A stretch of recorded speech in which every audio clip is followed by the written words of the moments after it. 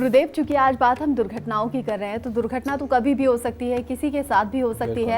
आज आप हमारे दर्शकों को ये बताइए कि आखिर क्या वो लक्षण हैं जिससे हम पहचाने की दुर्घटना होने वाली है और उपाय क्या किए जा सकते हैं। हमेशा दुर्घटना के जो कारक बनते हैं बेटा, वो बनते हैं पापी ग्रह। पापी ग्रहों में जब भी कभी शनि या राहु ये कहीं पर भी टकराव की स्थिति में आ जाते हैं और किसी भी ग्रह को टक्कर मारे, हमेशा उसका जो असर पहुंचता है ज़्यादातर केतु के ऊपर पहुंचता है। और केतु क्या है? हमारी कमर, बैकबोन, पाँव और ये जो टांग की हड्डियां हैं, ये सब लगभग केतु होते हैं। ये जब भी किसी ग्रह को कोई ग्रह टक्कर मारता है और उस वक्त में हमेशा केतु के ऊपर ही मैक्सिमम अटैक आता है। एक तो ये। दूसरा, जन्म कुंडली के अंदर अगर मंगल खराब हो जाए, खराब घर के अंदर बैठ जाए, जैसे चौथे 8वें घर के अंदर बैठ जाए, या लगन के अंदर बुरा होकर के बैठा हुआ हो, तो ये तो बहुत बड़ी दुर्घटनाएं करवाता है। कैसे? इनका काम होता है कि चलते हुए गाड़ी का अगर तेज़ गति में चलाना, उसके अंदर टक्कर हो करके किसी भी तरह के शरीर का कोई ना कोई हिस्सा या अंग फटना या कटना, या फिर अपने गुस्से की मात्रा को इतना बढ़ाना कि सामने वाले को आघात पहुंचाने की कोशिश में खुद आघात को झेल लेना। कहने का मतलब अपने ऊपर आ जाना।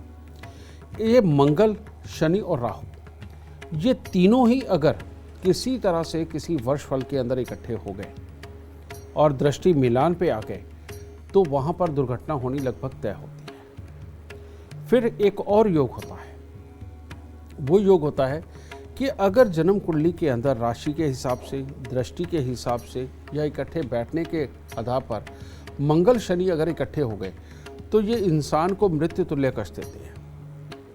और वो भी इतना बड़ा कि जहाँ पर आकर के कई बार तो डॉक्टर भी पहले जवाब देते हैं कि हमें पता नहीं है कि इसका क्या होगा, वह परमात्मा से ही प्रार्थना करनी पड़ेगी। यानी कि इस तरह के शब्द तक भी आते हैं। लेकिन मंगल शनि अगर इकट्ठे हों तो इंसान चाहे मृत्यु को हाथ लगा के आए, लेकिन वापस आ जाता है। परंतु अगर ये दृष्टि से, टकराव से किसी तरह से आपस में जुड़े हुए हों या राशियों को बदल के बैठे हुए हों, तब इनका जो योग बनता है वो ऐसा बनता है कि जिसके अंदर वाकई में मृत्यु तुल्य कष्ट प्राप्त ही हो जाते हैं। ये कुछ एक योग है। और इसी वजह से हमारे यहाँ जितनी हमारी परंपराएं चलती आ रही हैं, उनके अंदर बहुत ही खास विधान के रूप में ये चीज़ बताई गई है कि जब भी हो सके अन्न का दान जरूर करें। दूसरा, समय समय के ऊपर हमारे त्यौहार ऐसे बनाए गए हैं कि जिसके अंदर मीठा बांटने का विधान है। आजकल एक अलग बदलाव आ रहा है। लोग ड्राई फ्रूट वगैरह बांट देते हैं या कुछ और काम की चीज़ें बांट देते हैं, फ्रूट बांट देते हैं, लेकिन मीठा बांटना कम हो रहा है। लेकिन ये जितना भी मीठा बांटना कम होगा, उतना ही मंगल प्रबल हो जाएगा। और प्रबल मंगल जब भी कभी बुरेपन पे जन्म कुंडली के अंदर आएगा, उस वक्त चोट मार जाएगा। क्योंकि हर इंसान को कुंडली की गणना करने का सौभाग्य तो नहीं मिल पाता, यानी कि वो ज्योतिषी नहीं बन पाता। तो इसीलिए इस चीज़ को समझा हमारे ऋषि मुनियों ने, और इसीलिए हमारे संस्कार, हमारे असूल, हमारे त्यौहार इस तरह के बनाए गए कि समय समय पे इंसान के पास से मीठे का दान होता रहे। जैसे हम त्योहारों के ऊपर तो मिठाई का दान देते ही हैं, समय समय के ऊपर हम अपने घर में हलवा वगैरह बनाते हैं, फिर वो भगवान को अर्पित करते हैं या किसी कुएं के ऊपर जाके अर्पित करते हैं, किसी तालाब या नदी पे अर्पित करते हैं, और उसके बाद के दूसरे लोगों को बांटते भी हैं और स्वयं खाते भी हैं। समय समय पर हमारे घर में ऐसे त्यौहार मनाए जाते हैं, ऐसे कस्टम को फॉलो किया जाता है जिसके अंदर पका हुआ खाना, यानी कि तला हुआ खाना और घी के अंदर बना हुआ खाना बना करके हम पंडितों को भी खिलाते हैं और दूसरे लोगों को भी खिलाते हैं। ये सत्य बात है। अगर जिस घर में ये सब कर्म होते रहते हैं, उनके घरों के अंदर ये एक्सीडेंट वाले बहुत बड़े केस नहीं होते, हो जाते होंगे, लेकिन बहुत बड़े वाले केस नहीं होते। इनसे बचने के लिए मीठे का दान, अन्न का दान और पके हुए खाने का दान करते रहना बहुत ज़्यादा ज़रूरी है। और आपने देखा होगा कि बहुत सारे मर्द ऐसे हैं जो अपने कान के अंदर सोना धारण करके रखते हैं। इसके पीछे एक बहुत बड़ा लॉजिक है बेटा।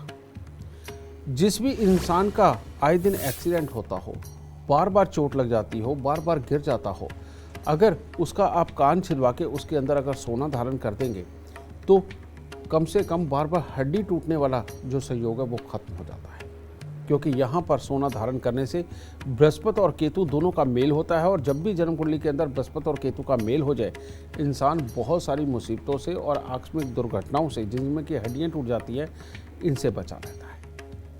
और अचानक अपने ही शरीर पे आने वाला वो असर जो हमारी धीरे धीरे इम्यूनिटी को कमज़ोर करके बीमारियाँ दे सकता है, उसको ये दूर रखता है और सोच को बढ़ाता है। इसीलिए जो हमारे ऋषि मुनि हुआ करते थे, वो साधना से पहले जब वो गुरु दीक्षा लिया करते थे, अपने कानों को छिदवा के सोने की तार के अंदर एक रुद्राक्ष पहनते थे। उसका कारण भी यही था, क्योंकि रुद्राक्ष वो भी बृहस्पति है, सोना वो भी बृहस्पति है, और कान में पहनना यानी कि बृहस्पति और केतु का मेल करना, और जिससे कि उनकी सोच समझ बढ़े, धैर्य बढ़े, अचानक कोई विपदा, कोई दुर्घटना उनके साथ ना हो। इन सब चीज़ों से बचाव के लिए ही सही मायने में कान के अंदर रुद्राक्ष और सोना धारण किया जाता था। ठीक है, तो आपसे भी यही है कि जितना हो सके साल में 1-2 बार कंबल वगैरह का दान करना बहुत ही उत्तम फल देगा। कभी कभार केलों का दान करना, ये भी अपने को दुर्घटनाओं से बचाने का काम करता है। और जितना आप मीठे का दान करेंगे, पके हुए खानों का दान करेंगे, आपके लिए उतना ही ये भाग्यशाली रहेगा, फलदायक रहेगा, जिससे कि अचानक हमारे जीवन के अंदर होने वाली दुर्घटनाएं, उनसे दूरी बनी रहेगी। और अगर कोई इंसान वाकई में बहुत ज़्यादा खराबी तक पहुंच गया है और ऐसी जगह पहुंच गया जहां पर उसे एक्सीडेंट के बाद सुध भी नहीं है और उसका बहुत ज़बरदस्त ट्रीटमेंट चल रहा है और शरीर में कोई हिस्सा फटा भी हुआ है या बहुत गहरी बीमारी में हो गया, तो आज आपको एक और रामबाण उपाय बताता हूँ बेटा। उसके लिए लोहे का कटोरा लीजिए, लोहे के कटोरे के अंदर शहद भर के 10 डलियाँ सुरमे की डाल करके तब तक ये मंदिर के अंदर देते रहें जब तक कि आपका मरीज बेड पे से खड़ा ना हो जाए। आप एक बार इन उपायों को अपना के देखिए और अपने संस्कारों को बिल्कुल मत छोड़िए, जिसके अंदर कि आप दान पुण्य मीठे का करते हैं, हलवे का करते हैं, पके हुए खाने का करते हैं। अगर आप इसे नहीं छोड़ेंगे, ये आप ही के लिए हितकारी है, आप ही को अच्छा फल देगा। बेटा इनको ज़रूर अपनाते रहो।